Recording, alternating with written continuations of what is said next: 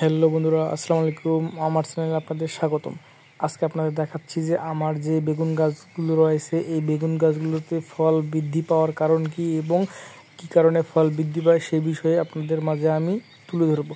আপনারা ইতিমধ্যে লক্ষ্য করতেছেন যে আমার গাছগুলোতে মাশাআল্লাহ অনেক সুন্দর সুন্দর ফল ধরেছে এবং প্রতিটি গাছে মাশাআল্লাহ অনেক ভালো পরিমাণে ফল রয়েছে।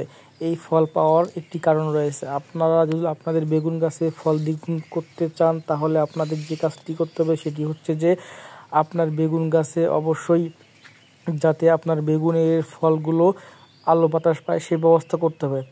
তার মানে হচ্ছে আপনাকে অবশ্যই বেগুনের যে পাকা এবং পুরাট পাতাগুলো রয়েছে সেগুলো আপনাকে সেটে বা কেটে দিতে হবে। কেটে দিলে কি হবে, আপনার বেগুনের গাছ আলো বাতাস পাবে, তার কারণে আপনার বেগুন গাছে বেশি বেশি ফল ধরবে এবং আপনার বেগুন গাছগুলোর বেগুন বেশি বেশি ফল ধরার কারণে লম্বা হবে এবং আপনার বেগুন গাছগুলো সম্পূর্ণ ফলে পূর্ণ হবে।